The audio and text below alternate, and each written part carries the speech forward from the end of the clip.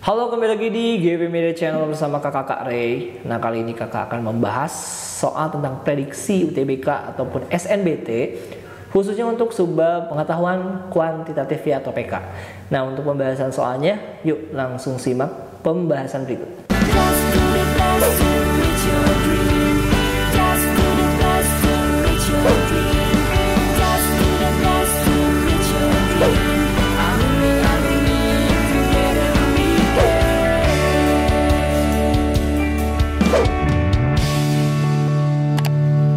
Kapan lagi kamu bisa ikutan tryout UTBK gratis di GP Media kalau bukan sekarang? Ikuti syaratnya dan kirim bukti screenshot di gpmedia.id ya, jangan sampai ketinggalan. Buat kalian yang lagi cari tryout SNBT dan ujian mandiri untuk masuk PTN, kita punya solusinya.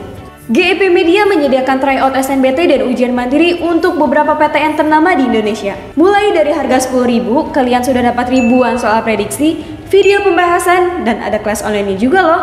Yuk daftar sekarang. Oke, soal yang pertama di sini ada 1.100 pelajar dan 650 pelajar menyukai sepak bola dan 500 pelajar menyukai basket. X dan Y berturut-turut menyatakan minimum yang mungkin dan maksimum yang mungkin jumlah pelajar yang menyukai keduanya.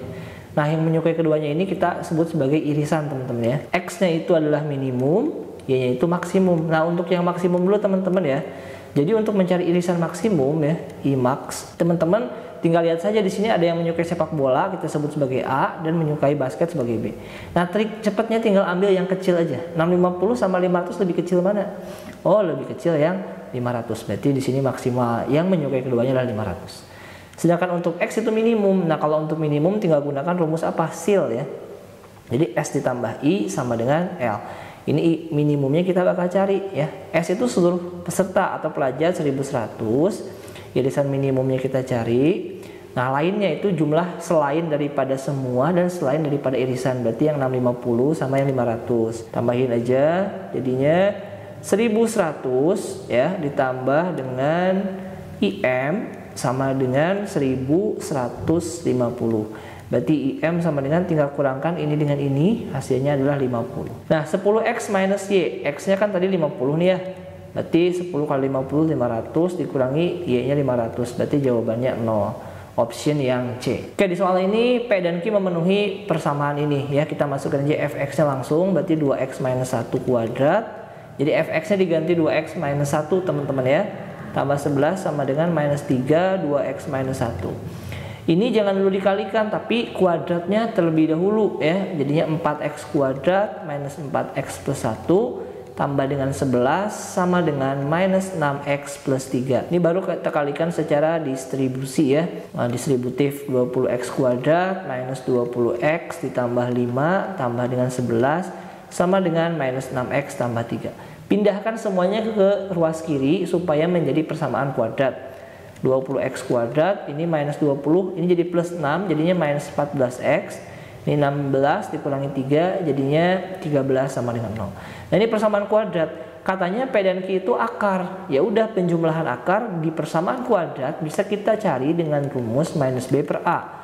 B-nya itu yang di depan X di sini adalah minus 14 dan A-nya yang di depan X kuadrat itu 20. Jadi ini sebagai A, ini sebagai B, konstanta sebagai C. Inilah P plus Q-nya. Ya udah, pertanyaannya adalah 20 per 7 dikalikan P plus Q. P plus Q-nya adalah minus 14 per 20. 20-nya kita coret, minus 14 dibagi 7, jadi minus 2. Nah, so jawabannya adalah minus 2. Oke, untuk soal selanjutnya di sini ada suatu fungsi ya, f2x minus 2022 sama dengan bla bla bla, maka yang ditanya adalah f inverse 2/5.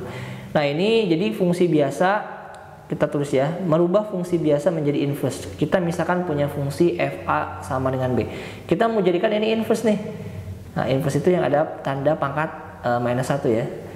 Kalau mau jadikan inverse, ini tinggal ditukar, yang sini masuk ke dalam, yang ini keluarkan gitu. Nah, itu sifatnya teman-teman ya. Ini sifat di perubahan fungsi biasa menjadi inverse. Ya udah, karena yang ditanya inverse, kita rubah dulu ini menjadi fungsi inverse. Jadinya ini masuk ke dalam 2 tambah 2022x per 5 tambah 2022x ya. Jadi ini 2022 teman-teman ya. Nah, kemudian sama dengan 2x minus 2022. Nah, yang ditanya adalah f inverse 2/5 gitu ya. Sama dengan berapa? sama dengan P misalkan ya, ini sama dengan P. Kita cari P-nya. Ya logikanya ini udah sama-sama inverse ya. Berarti logikanya adalah begini. Jika yang dalam kurung ini ya sama dengan yang dalam kurung ini, 2 ditambah 2022 X per 5 ditambah 2022 X sama dengan 2 per 5, maka yang di belakang sama dengan akan sama dengan juga yang belakang sama dengan 2X minus 2022 akan sama dengan P. Nah ini nilai X berapa yang menyebabkan hasilnya 2 per 5? Ya udah ini pasti X-nya 0. Kalau X-nya 0 ini 0, 0, 2 per 5 kan gitu. Ya udah substitusi ke sini X-nya 0, berarti 2 kali 0 minus 2022 untuk P-nya. Berarti P-nya adalah minus 2022 ya gitu. So jawabannya adalah option yang A. Di sini ada barisan aritmatika ya. Nah, di sini kita mau cari pernyataan yang benar ya. Jadi di sini kita tulis aja A itu suku pertama 39 ya, dan ada B selisih.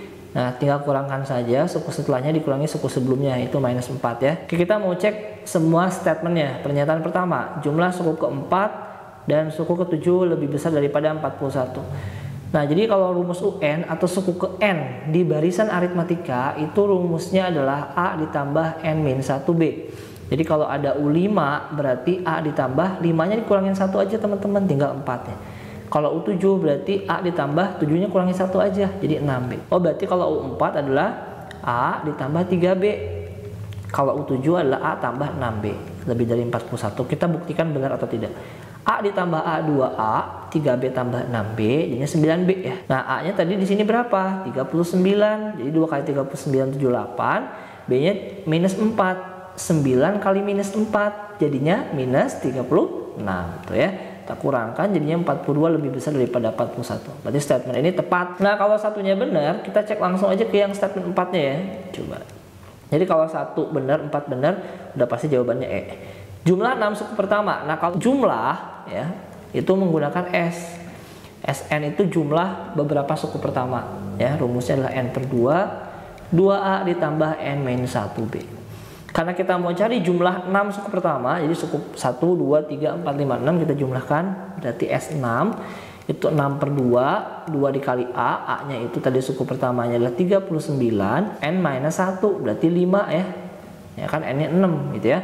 B-nya minus 4. Oke, kita hitung 3, ini 78 ya, 2 kali 3, 9. Minus 4 dikali 5 jadinya minus 20 ya. Kemudian kita hitung 78 dikurangi 20 jadinya 58. Apakah dia kelipatan 3? Ya karena ada 3-nya ya, 3 kali berapapun ya pasti dia kelipatan 3, pasti habis dibagi 3 ya. Karena ada 3 kali bla bla bla. Jadi sudah jelas nomor 4 statement yang tepat di mana jumlah 6 suku pertama merupakan kelipatan 3. 1, 4 benar udah pasti jawabannya adalah yang E ya. Yang ada 1 dan 2 dan 3-nya sudah kita bisa pastikan tepat gitu teman ya. Oke, jadi itu pembahasan tentang soal prediksi SNBT khususnya untuk subbab pengetahuan kuantitatif.